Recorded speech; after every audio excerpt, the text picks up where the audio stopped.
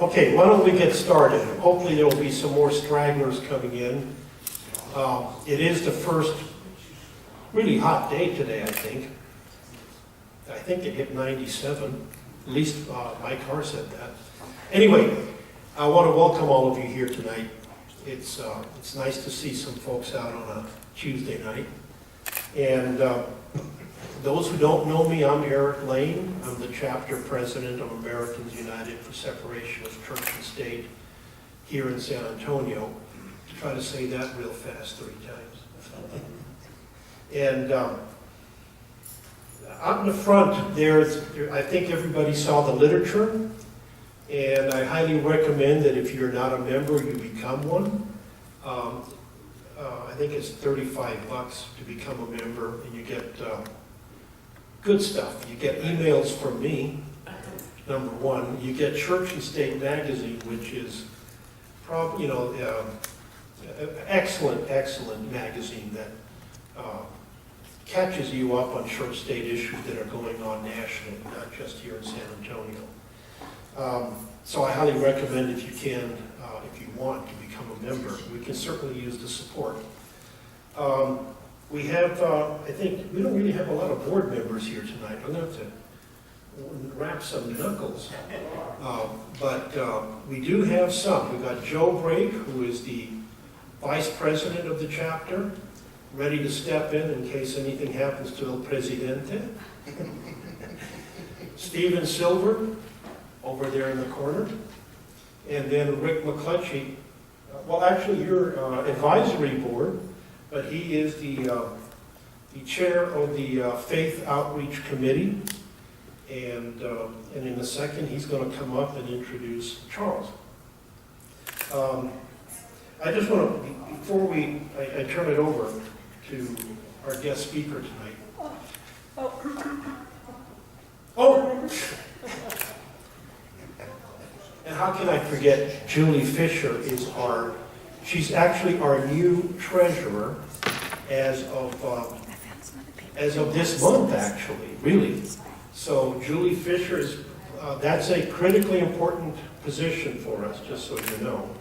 And Julie's taken over from Dick Waits, who was an economics professor was it Texas Tech? I forget which one it was. TCU. Which one? TCU. TCU, okay. Texas Christian University, is that what it is? Yeah. Did they have a football team worth anything? Make you bet there's some UT folks in here. Before I turn it over, I just want to make clear, AU came into existence, or Americans United, as a national organization precisely over the issue of vouchers. And at the time, it was primarily Protestants that organized AU because the Catholics wanted to get money for their schools. And so AU was formed to stop money going to individuals who then would spend it on private religious education.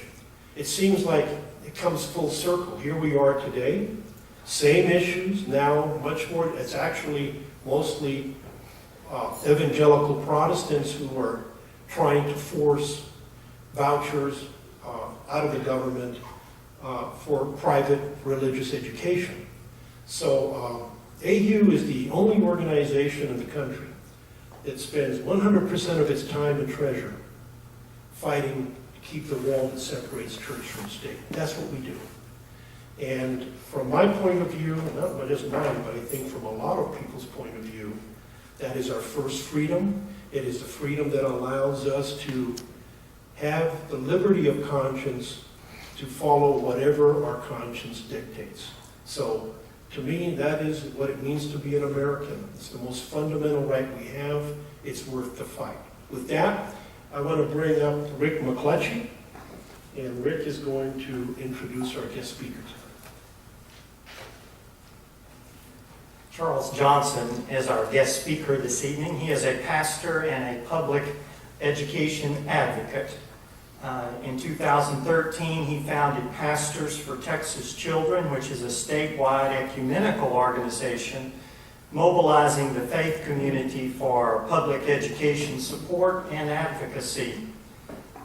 The organization now has over 2,000 faith leaders throughout Texas and has spawned a state affiliate outside of Texas, Pastors for Oklahoma Kids. Besides working in this area, he is also the founder and co-pastor of Bread, which is a faith community in Fort Worth, Texas. And throughout his 40-year pastoral ministry, he served churches in Mississippi, Kentucky, and Texas. One of those churches being Trinity Baptist Church here in San Antonio.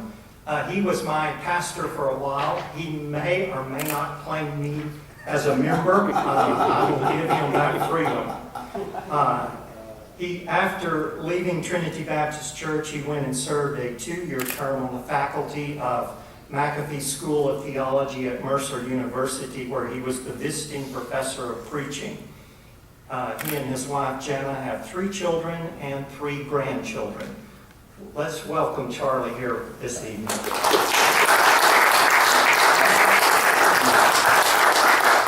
Rick, thank you so much, and you better believe I claim you, brother. And so delighted to be with a number of Trinity Baptist friends and San Antonio friends, and delighted to be with the San Antonio chapter of the Americans United for the Separation of Church and State. As Rick told you, we founded Pastors for Texas Children almost 5 years ago. And we do have a sister affiliate in Oklahoma, Pastors for Oklahoma Kids, and just this week have launched Pastors for Tennessee Children under the good offices of Reverend Bill Mefford, an Americans United for the Separation of Church and State national organizer who spends a lot of time in Tennessee, knows a lot of clergy. And also, we have launched this week Pastors for Kentucky Children. So we now have 4 state affiliates, and all these national advocates, Diane Ravitch and Randy Weingarten and Carol Burris, have been emailing me this week, congratulating us for our expansion. We are soon to be in Indiana. I'm going to try to remember this list. Indiana, Mississippi, Alabama, Arkansas, Florida, and Arizona, where we have had a number of real-time, face-to-face meetings with clergy in those places, not quite ready to launch, but we will be perhaps by the end of the year, Eric, in those places also, which means that we'll be significantly represented in these southern and midwestern states where the privatizers have had a field day of coming in and seeking to replace our public system of education with a parallel system that is not subject to public accountability, oversight, and control. Resourced by our tax dollars, but not submissive to the democratic processes that control our public education system. And I see my friend Shelley coming in the door, a representative of American Federation of Teachers. We just gave a shout out from Randy Weingarten, Shelley, just a moment ago. And Louis Malfero, who is the president of the Texas American Federation of Teachers, is a dear friend. So, y'all, 10 years ago, when I led Broadway Baptist in Fort Worth, Texas as interim pastor, and for you friends from other traditions or from no religious tradition in San Antonio, you would know a Trinity Baptist Church here in San Antonio, a great religious institution, and a church I had the privilege of serving, and a church well represented tonight, a church under the leadership of Dr. Les Holland continues to do marvelous things in the world. Broadway is a church much in the Trinity Baptist Church tradition. And I was serving that church, and I got a call from the Christian Life Commission Executive Director, Susie Painter, asking me if I would represent public education in Austin, in state policy. We need a minister in a prominent pulpit to represent public education. Well, you've been asked by people, community leaders and faith leaders, to do things, and you try to say yes when you can, and that's the reason I said yes. Some of you know Susie. She's quite persuasive and impossible to say no to. I said yes. I went to a meeting in Austin, and I learned that we have legislators that do not believe in public education for all Texas children. I was aghast. I was dumbfounded at that. Like many Texans to this day, I did not know that that was the case. So, preachers are frequently wrong, but never in doubt. And so I said to Louis Malfero and Ed Martin and some of those education advocates, well, just give me the list. I believe Kathy Miller was in that meeting. Texas Faith Network is the way Cecile Richards started that organization when she got a group of us together to start the Texas Faith Network, now the Texas Freedom Network, indeed. Thank you. And I said, well, give me a list of who those legislators are, and I'll go talk to them, and I will change their mind. Because, I've got this circle of influence, and I'm persuasive, and surely I'll change their mind. In the first several visits, some of you have heard me tell this story, went like this. I walked in the House member's office, and I said, my name's Charles Johnson. I'd like to talk to the representative about public education. The young man, the young woman behind the reception desk didn't give me the time of day. Heard those two words, public education, and you could hear the off button click. So I walked back to the rotunda and had a little conversation with God, as I would say it as a Baptist preacher. And back to my spirit came this response. You don't represent public education. You don't know a thing about it. You've never taught a day in your life. Go back down in that senator's office and tell him who you represent. So I walked back down in the office and I said, my name's Charles Johnson, and I'm senior minister of the Broadway Baptist Church of Fort Worth, Texas, 3,000 members. And I'd like to talk to the senator about public education. Up comes the head. Out from around the desk comes the young man. Oh, we're so glad you're here, Pastor. Can I get you a cup of coffee? How about a bottle of water? Wait right there. Let me get the representative. He will want to speak with you. And that's where the seed was planted. What if we could get faith leaders, pastors and rabbis and imams, who represent powerful congregations of grassroots leaders and workers, who represent the common good, to stand up in state policy and say no to private school vouchers, no to the privatization of this essential public good in our society, yes to full funding for our neighborhood and community schools, yes to early childhood education, high quality, full day. No to the way teachers are being demeaned and diminished in all kinds of ways. What if? And that's where the seed was planted to start Pastors for Texas Children. Early on, we had a little bit of a crisis of identity because we had Jewish rabbis and Muslim clerics and imams stepping forward saying we want to be a part of it too. We had a little discussion and decided just to keep pastors. Some of those rabbis said, we're pastors too, we're shepherds too. We lead congregations, and so we just kept the word pastor, which does convey, I want to give you the context for our organization because this will stimulate some discussion and conversation, hopefully some thought. The very term represents a conservative majority Texas point of view. We don't know how many pastors there are in Texas. We don't know how many churches there are in Texas. We figure 45,000 or so. we have 2,000 faith leaders represented in our organization. That gives you a scale. We have done about 450 to 500 meetings. This would be a large meeting for us.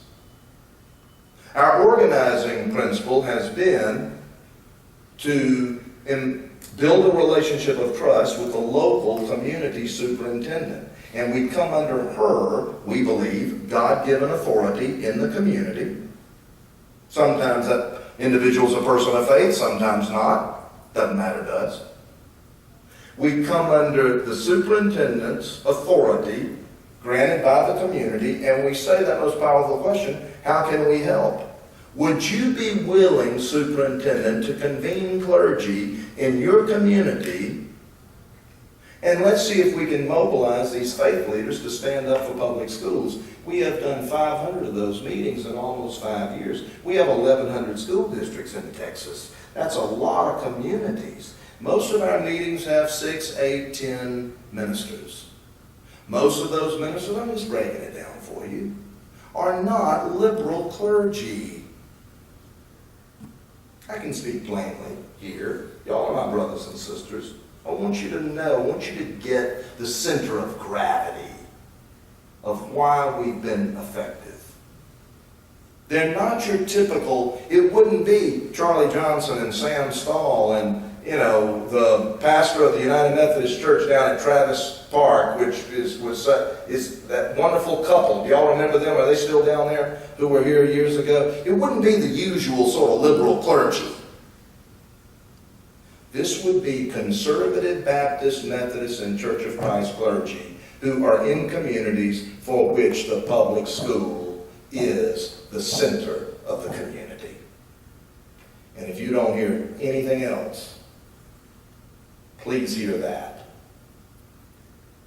And we're mobilizing those faith leaders to stand up for the bedrock principle of church-state separation. Now, y'all, I'm going to challenge you a little bit. We're in a tough day today. Everybody in this room knows that a lot better than me. And we can either keep preaching to the choir or we can turn around and preach to the world. And what we've discovered when we've gone into those rural West Texas and East Texas communities, and when we've gone into those Dallas and San Antonio and Houston neighborhoods, we discover that pastors do believe in the principle of religious liberty and church-state separation. Its corollary, church-state separation, and its beautiful transcendent rhetoric that was immortalized in the First Amendment of the Constitution of the United States, that this government shall make no establishment of religion, nor prohibit the free exercise thereof. And those clergy do stand for that, and we have been able to inspire them to stand up for that principle in public education advocacy. Where do our children learn that civil liberty, brothers and sisters? They learn it in the public school. Paid for, as John Adams said in 1785, nothing new about it, by the public, for the public, at the public's expense. A few decades later, the framers of the Constitution of the state of Texas put it this way: a general diffusion of knowledge being essential for the preservation of the liberties and rights of the people. The legislature of this state shall make suitable provision for the operation and maintenance of public free schools. Not a syllable about charter schools. Not a syllable about private schools. Not a syllable about home schools. Not a syllable about virtual schools. I don't guess it would have occurred to them. Public, free schools. So we ask the question, why is the legislature of this state so exercised by educational models other than public free schools? And we've mobilized enough ministers to ask that question and to make those phone calls and to write those emails and to make those legislative visits in their home communities that I think important education advocates like Shelley would recognize that we have played a significant role in blocking private school vouchers these past 2 sessions. Now that's the framework and the context for why I've been invited. I take this speaking engagement very seriously, deeply grateful for it, honored to be at Temple Beth-El, where I preached on a couple of occasions years ago. Rabbi Barry Block and I had a pulpit exchange with Trinity Baptist, so it's a thrill and a blessing to be back here. Sam Stahl, Lynn is here tonight, 2 of Jana and I's dearest, the 2 dear friends to Jana and me over many years. Vouchers are bad for children. They're bad for children. Here's how it works. The voucher is never enough to cover a quality, adequate education for a year for a child. It isn't in any state. Even in the most voucherized states, where, as Diane Radish told me this past week, the virulent voucher virus has spread. And so what happens is that voucher schools, mom and pop voucher schools, crop up. In South Florida, they're all over the place. And yes, they offer that child a $3,500 annual education, when any educator knows that it takes $12,000 on average to educate a child for a year. So those children are getting $3,500 educations. I don't need to tell you what happens. In a year or 2, they're back in the traditional public school because the private school that is cropped up, unfortunately sometimes in churches, has failed that child. The child is back in the neighborhood and community public school, now a grade level behind, and the stripped and starved public school, the policies that have starved the public school of their proper funding, now that school has to bring that child back up to grade level with drastically reduced resources. Vouchers are bad for children. That $5,000, $3,000, $4,000, $5,000 will not provide an adequate education for the child. Here's what it will do. You know this. It will subsidize the private education of an affluent child who is already enrolled in a private school, and study after study after study after study shows that.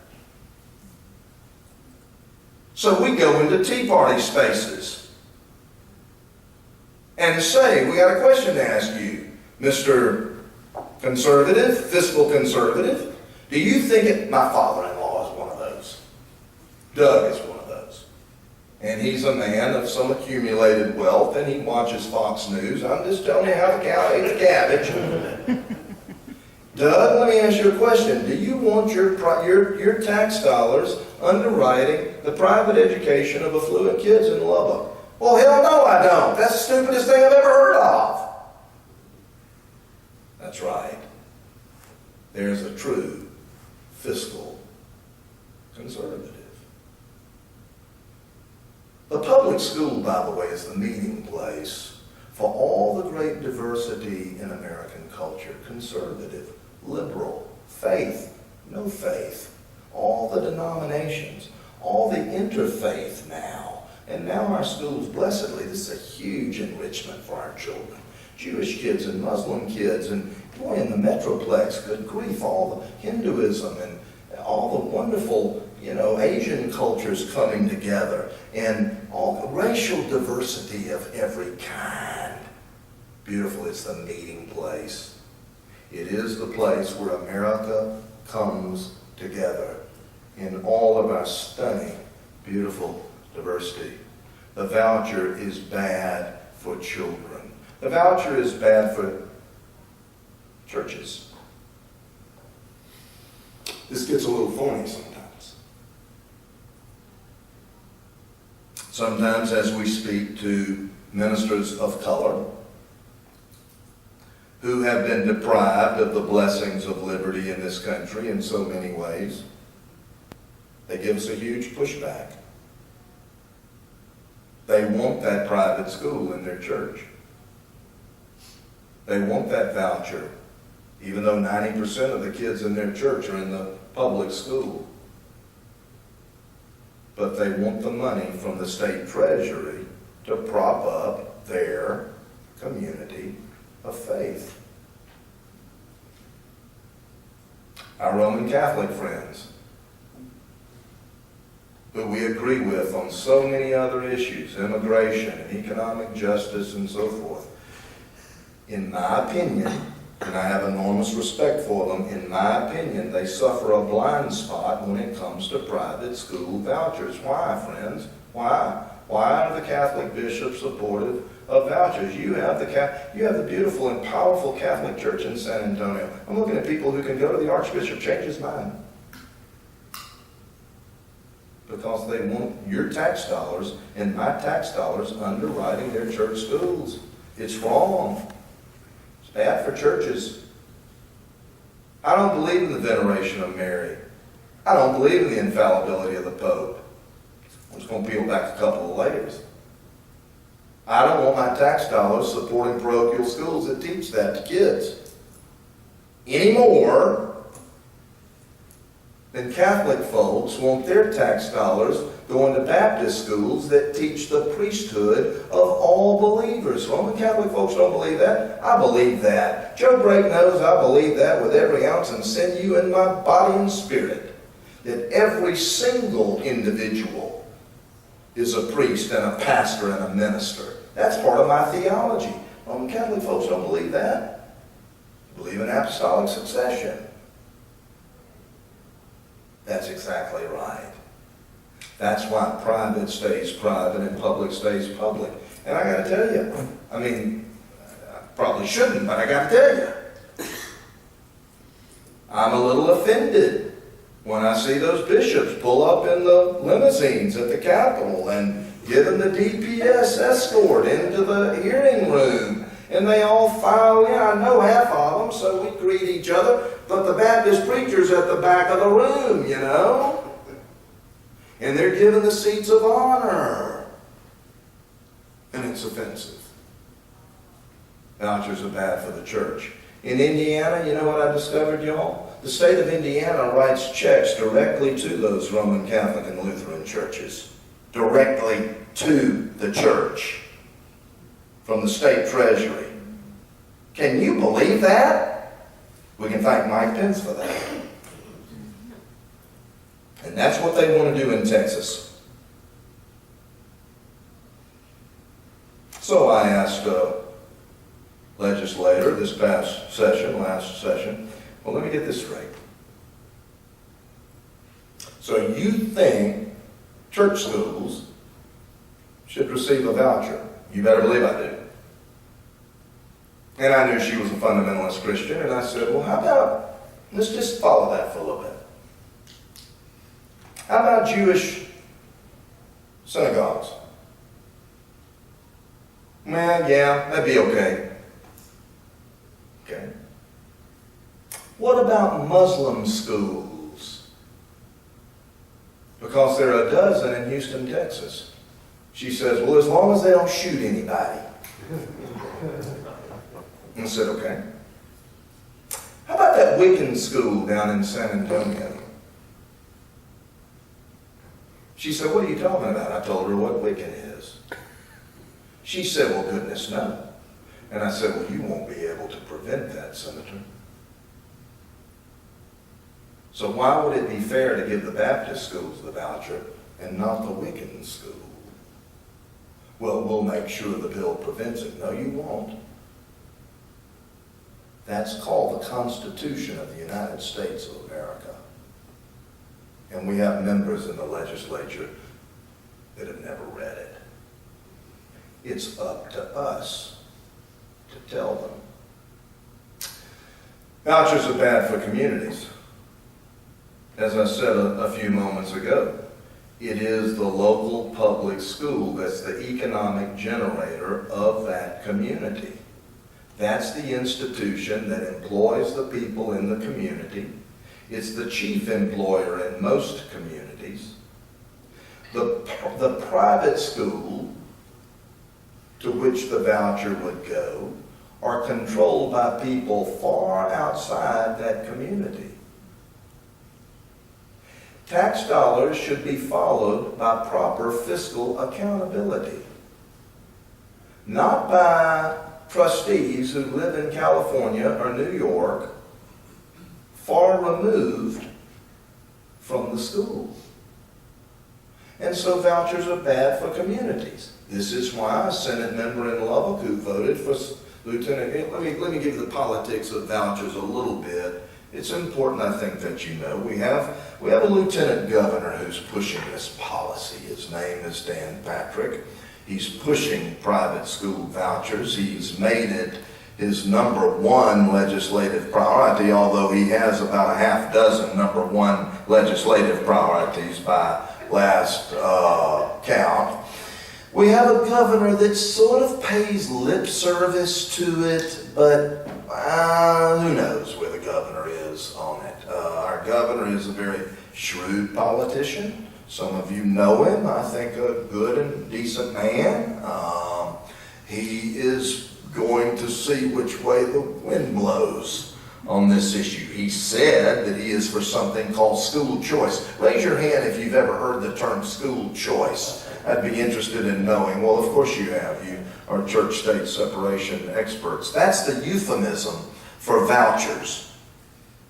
Because poll after poll after poll after poll, for reasons that I just outlined, show the American people opposed to private school vouchers. They're opposed to it. Texans are opposed to it. My father-in-law in Lubbock, Texas, is opposed to it. Yeah.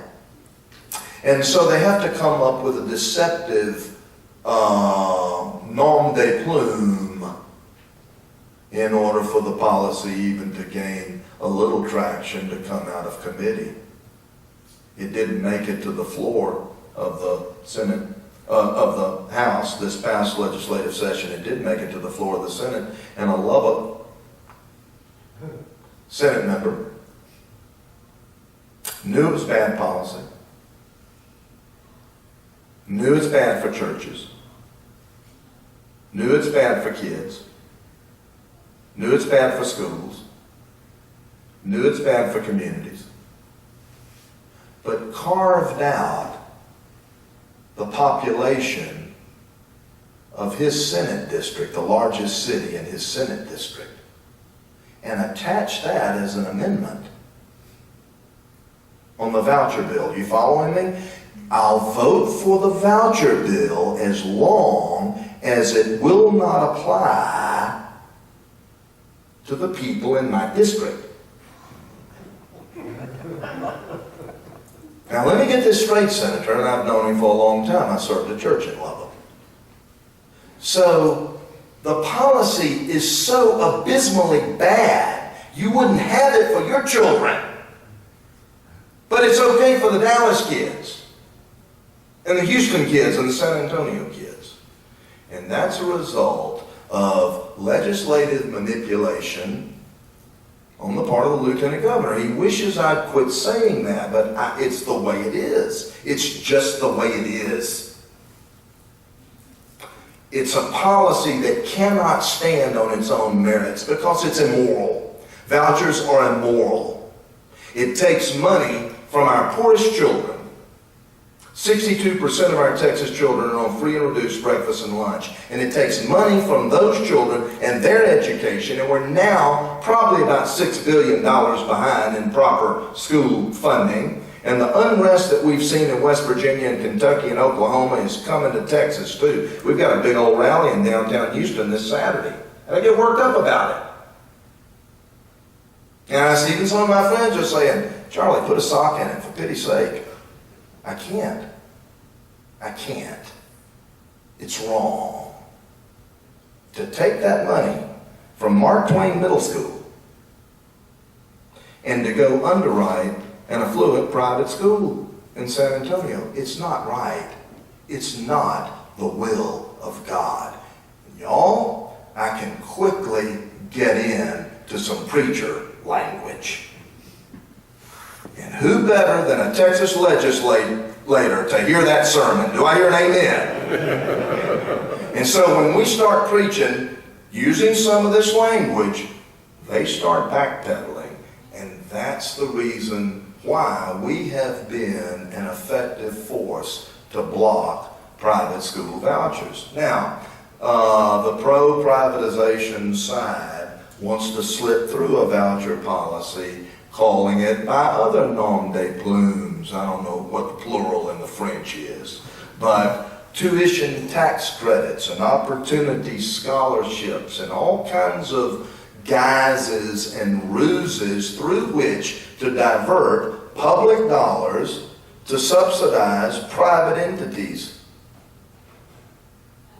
It's unconstitutional, it's not conservative, it's corrupt, it's a corruption of the public good. And when you can have a frank conversation about it, normal conservative Texans realize that.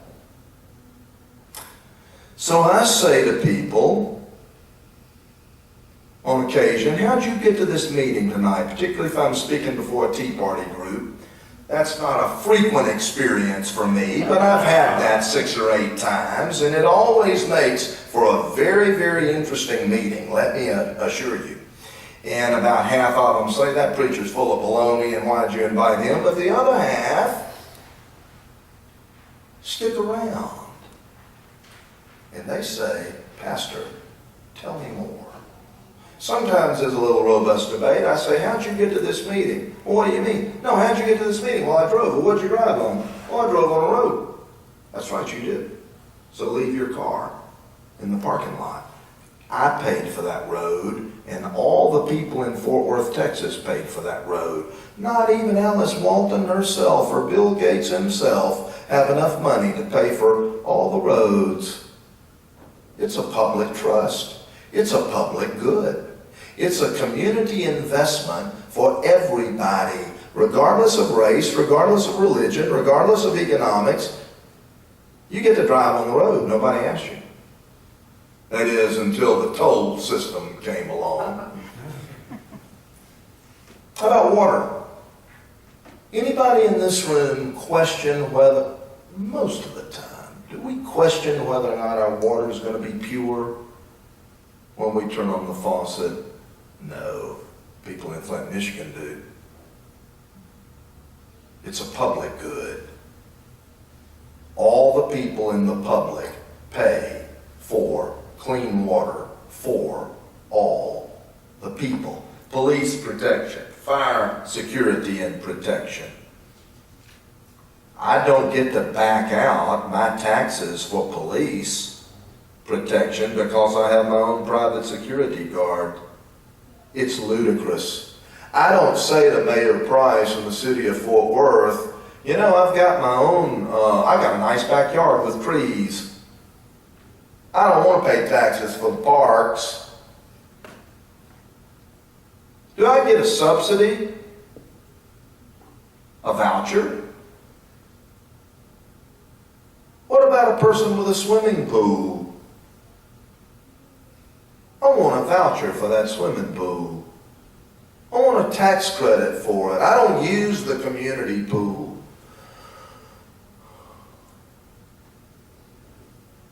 Friends, we can recover public education as the bedrock principle of American life. By the way, the Democrats are just as big, just as much for privatization as the Republicans. Democrats call them charters. Republicans call them vouchers. A charter school is not a proper public school. The oversight for your tax dollars and my tax dollars are not locally controlled, not subject to the democratic processes that produce that school board and produce that superintendent, and are not accountable to you and your neighbors. And when we recover public education as the bedrock for American democracy and civil liberty, as the place, we call it a patriotic principle. Where do we go to find young women and young men to serve in our armed forces? We don't go to the premier. Generally speaking, We don't go to the premier private school in town. We go to the public school, and we go to the poorest public school. Where do we say the Pledge of Allegiance each and every day? In the public school. Where do we learn American history? Where do we learn the story that Jefferson and Madison observed and studied 1,700 years of European history and determined that we're not going to replicate that problem here? We're going to build a wall of separation between the religious institution and the state for the good of both. Where do we learn? Where do our kids learn that? They learn it in American history. I'm beginning to think that there is an intentional sort of scheme to take civics, American history, out of the curriculum so that we have a collective amnesia. I'm all for Americanism classes. I want the president to take it. Let's reinstate in our public school the principles of patriotism. And Americans are fair people. These conservative Methodist and Church of Christ and Baptist preachers that we present to, African American clergy, are pretty conservative, y'all, truth be told, in Houston and San Antonio and Dallas and Fort Worth. Latino clergy, Linda's worked with them, pretty conservative. I mean, clergy tend to be conservative. They get it.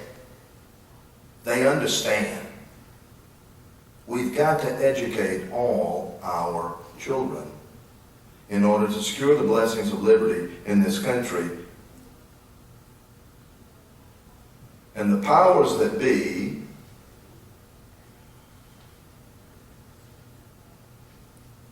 are going soft on that principle.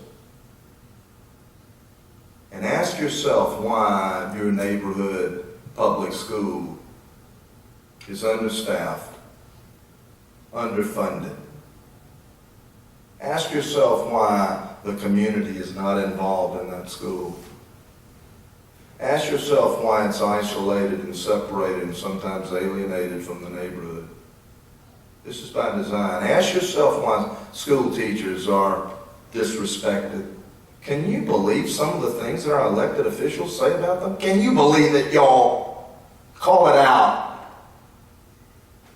It's a devil's lie. Call it out. The public school ought to be the gleaming temple of learning.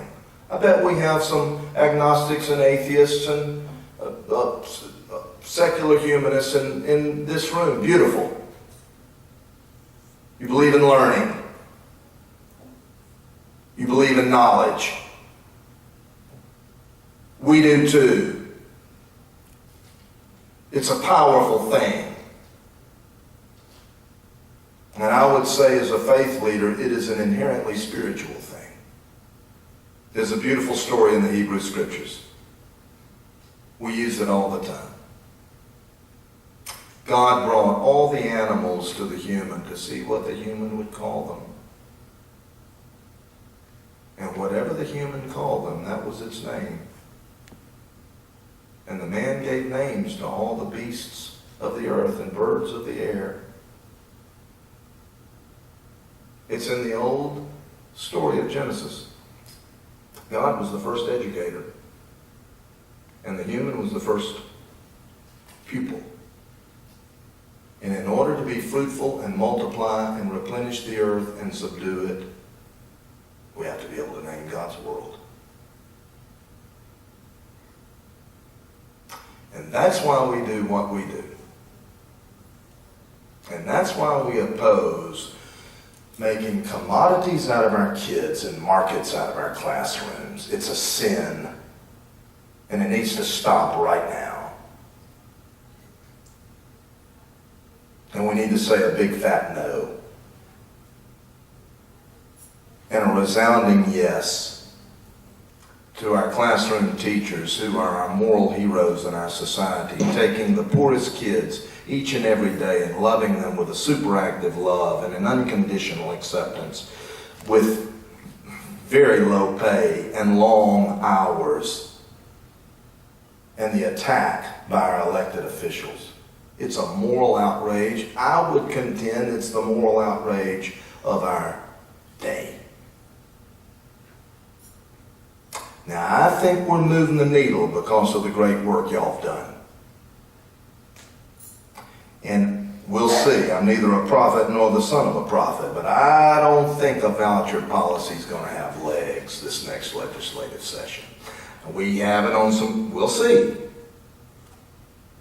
We don't have Speaker Joe Strauss, member of this congregation, Lynn. We don't have Speaker Strauss standing up against holding the voucher policy out of the House, basically. But I think we have an opportunity to have a good Speaker of the House. And there's some names that are being mentioned, and I feel pretty good about them. And I'm sensing we have three parties in Texas. Let me break down the politics a little bit. We have three parties in Texas. We got a Democrat Party. We have some Democrats. We have at least one Democrat in the Senate who's pro-voucher, by the way. A Roman Catholic out of the Valley, Senator Eddie Lucio.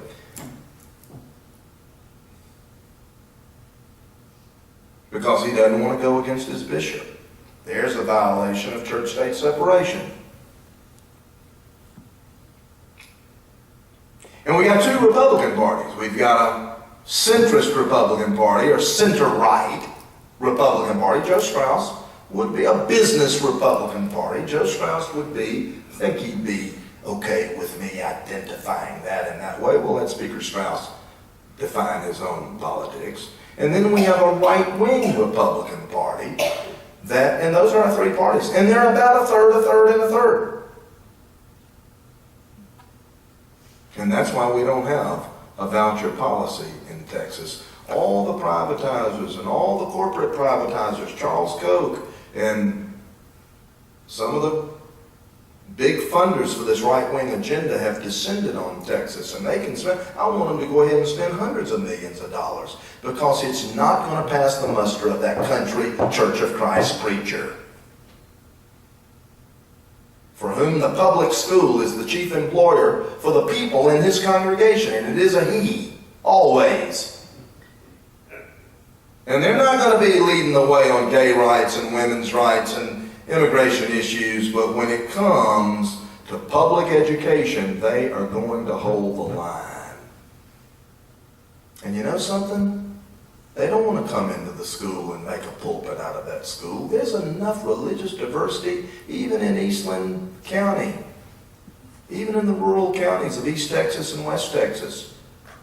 And they understand that there's got to be an equal playing field for all kids. Every once in a great while, a superintendent will report some kind of violation. And there are some, and we need to be vigilant about it. But most ministers understand the wall is necessary. And so when they come into the school, they want to help the school with assistance and these auxiliary services and one-on-one mentoring and, oh my goodness, we got to draw this to a close where we can have some discussion. One-on-one mentoring and tutoring and food security, because our kids go home on weekends and they don't have the free and reduced breakfast and lunch. And so churches and faith communities are filling backpacks with nutritious food and sending them home with children. And the spiritual support and encouragement that teachers need, providing meals for teachers during test time. Oh my goodness, we didn't even get into testing, Shelley. What a racket that is. Holy cow. And it's by design. So the corporation writes the test, designs the test, markets the test, gets a multiple $100 million contract. By the way, the corporation's in New York. Gets a multiple $100 million contract to Texas. Comes in, makes public school teachers teach to the test. The kids get it, the teachers get it, the kids perform well on the test. Then they come back through high-dollar lobbyists making $50,000 a month, and they convince legislators that the test wasn't hard enough, so we got to start the whole dadgum thing over again to punish our teachers and to punish our kids. Friends, if you have sensed a level of moral indignation in me tonight, you are listening very, very carefully. Because I did learn some things starting that day 10 years ago when Susie Painter got me into this, Christian Life Commission Executive Director. I did learn some things. I have learned some things since then. And they're not pretty. And we can do better.